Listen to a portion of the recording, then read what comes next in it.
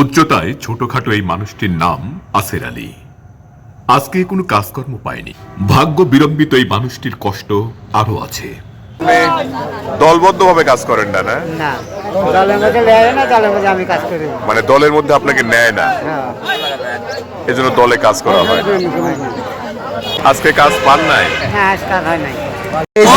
আইসে প্যাট দহল লাগো ঘুরি রাতে 50 টাকা লাগবে, আইসে সকালবেলা 50 টাকা দিই, মান্নার লাগো যাবো আবার প্যাট দহল লাগো বৌসল না খাওয়া তাহলে কি করবো। নিজেকে বিক্রি করতে আসে এই মানুষগুলো কোনো কোনো দিন বিক্রি করতে ব্যর্থ হয়, ফলে কাজকর্ম না পেয়ে আবার বিফল মনোরথে বাড়ি ফিরে যায়। মানে ফিরে যাচ্ছেন? এখন কাজ কমে গেছে, মানে কাজ পেলেন না আজকে? কাজ পাইনি, তাহলে কাজ পাওয়া হলো না। ফেরত।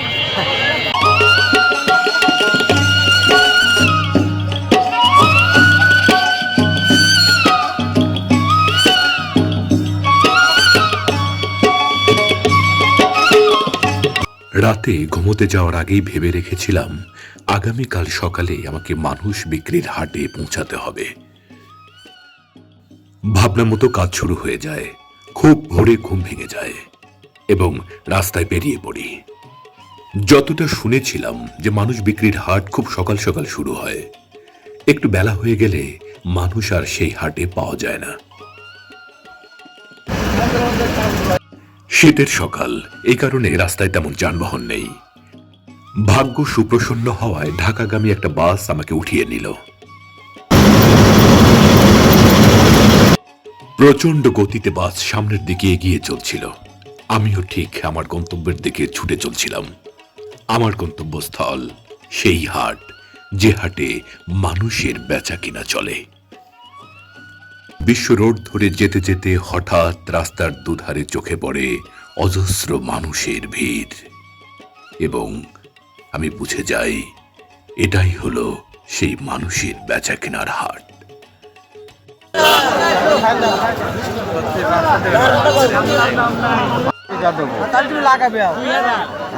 মানুষ বিক্রির হাটে প্রবেশ করতেই হঠাৎ কানে আসে দর কষাকষির হাঁক ঢাক।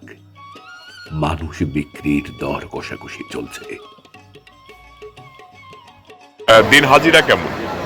দিন হাজারে 400 যাচ্ছে, 500 যাচ্ছে, 500 যাচ্ছে, এরকম যাচ্ছে। তো আপনার কি মনে হচ্ছে, মানে রেটটা বেশি না কম? কম। এখন কম হওয়ার কারণ কি? এখন কমার দেখেন সব লাগানো হয়, কারো 10 টাকা, কারো 1 দিয়ে, কারো 15 টাকা, এরকম ভাবে আছে।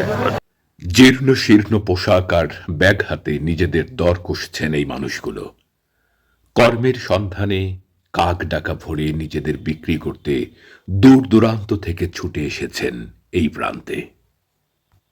ধান কাটা থেকে শুরু করে প্রায় সব ধরনের কাজই এই মানুষগুলো করে থাকেন। আমি আসছি হরিণতলা থেকে। এটা কোন জেলা? এটা সিরাজগঞ্জ জেলা। কয়জন আসছেন আপনারা? আমরা আসছি 5 জন। আমরা আর কি করি, আসা যাওয়ার বাড়াইতে হয় না, মেলা দূর নিয়ে আসি। মানে কত দূর থেকে আসেন? আমরা অনেক দূর ওই খালগুলা থেকে আসি, সিরাজগঞ্জ জেলা। সিরাজগঞ্জ খালগুলা রাস্তানা। কয়জন আসছেন আপনি? বহুত 300-400 তো আছে। কাজ চলছে না। এতদিন আমরা হয়তো ভালো দামি কাজ করছি, কিন্তু এই সময় আমাদের কাজ 300 টাকা করে বলে, কিন্তু 300 টাকা 300 টাকা কাজ করে তো আমাদের সংসার চলে না। মানে এখন মাঠে কি ধরনের কাজ চলছে? এখন মাঠের কাজ হলো রসুন নিড়ে না, রসুন লাগানো, লাড়া কাটা, ধান কাটা হয়তো হয়ে গেছে, এই জন্য আমাদের খুব ভয়াবহ অবস্থা চলছে। খেটে খাওয়া এই বাঙালি দিনমজুরদের অবস্থা আজও ভয়াবহ। তাদের জীবনগুলো দেখুন, কোনো জৌলুস নেই, অনাড়ম্বর জীবন যাপন। আসলে বাঙালির জীবন জৌলুসহীন জীবন। অথচ দেখুন, শত শত বছর ধরে কত শত মানুষ তাদের ভাগ্য পরিবর্তনের কথা বলে তাদের সঙ্গে প্রতারণা করে চলে গেল। উচ্চতায় ছোটখাটো এই মানুষটির নাম আসের আলী। আজকে কোনো কাজকর্ম পায়নি। ভাগ্য বিড়ম্বিত এই মানুষটির কষ্ট আরো আছে। আজকে কাজ পান নাই? হ্যাঁ আজ কাজ হয় নাই। কয়জন আসছেন আপনারা? আমি একাই আছি। আপনি একাই? হ্যাঁ আপনার গ্রাম কোথায়? গ্রাম হলো সলঙ্গা থানা। সলঙ্গা থানা, সিরাজগঞ্জ থেকে আসছে। এমনটা মাঝে মধ্যে হয় যে কাজ পান না, বাড়ি ফিরে যান? হয় তো আজকে যেমন ওইটাছে না। কি কাজ করেন আপনি? এই জান যে কাজ পাই সেই কাজে তাদের কোনো ঠিক নেই। মানে রসুন তোলা, এই হ্যাঁ, কাজগুলো রসুন করেন? গাড়া। রসুন লাগানো, রসুন লাগানো, লাড়া তোলা। মানে খ্যার লাড়া তোলা এগুলো করেন না? মাটি কাটার কাজ তো পারবেন না? না আমি মাঠের কাজ করি না। ও, ছেলে মেয়ে কয়টা?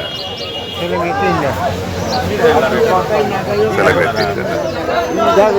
তাহলে আপনি দলবদ্ধ ভাবে কাজ করেন না? না, না দলের মধ্যে নেয় না, দলের মধ্যে আমি কাজ করি না। মানে দলের মধ্যে আপনাকে নেয় না, হ্যাঁ এজন্য দলে কাজ করা হয় না।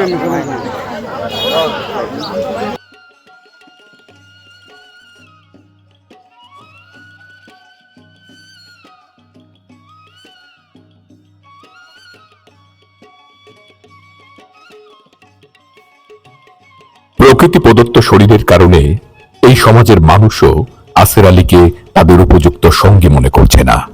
এই কারণে কাজকর্মে তাকে অনেকেই সাথে নেয় না। আইসে প্যাট দেওয়া হল না তো ঘড়ি রাতে 50 টাকা লাগবে।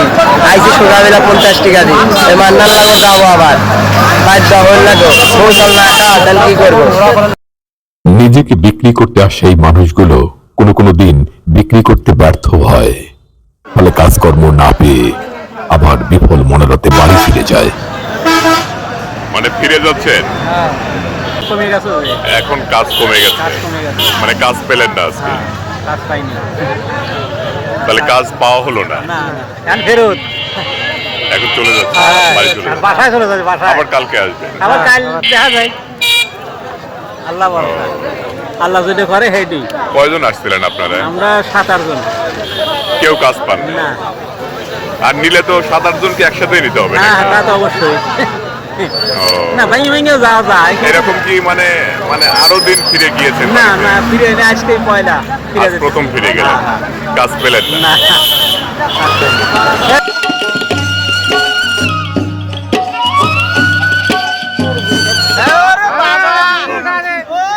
অনেক বাঙালি কাজে যোগ দেবার আগে ভাতের থেকে বিড়ির খোঁজটা কিন্তু আগে নেয়, কারণ বিড়ির নেশা কোনোভাবেই তারা দমন করতে পারে না। বলতেছি আর চলাতে চায় না, যে হাট বাজারের দাম কৃষক মনে করেন বই চললে বাঁচানো খুব কঠিন কাকা। কামনার দাম নিকটেই মনে করেন যে নাই, কিভাবে চলি খুব অসহায়ের মধ্যে আছি আমরা।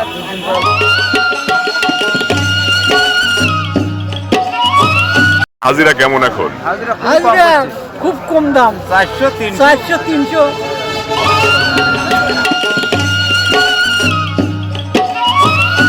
দাম কম বাবা এখন। এখন কম? ওই রসুন লাগানো তো প্রায় শেষ হয়ে গেছে, হ্যাঁ আর ধান কাটাও তো নাই এখন। না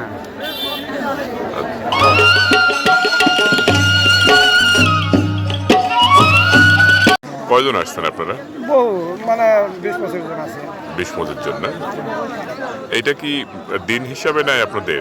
এখন দিন হিসেবে চলে, চুক্তি হিসেবে চলে, যে যে পারে। মানে বহু কাজের লোক আসে, বহু আবার বিভিন্ন কাজ আছে। কাজে আসে অনেকেই বলেন, গায়ে বল না থাকলে নিজেকে এই মানুষ বিক্রির হাটে বিক্রি করাটা বেশ কঠিন হয়ে পড়ে।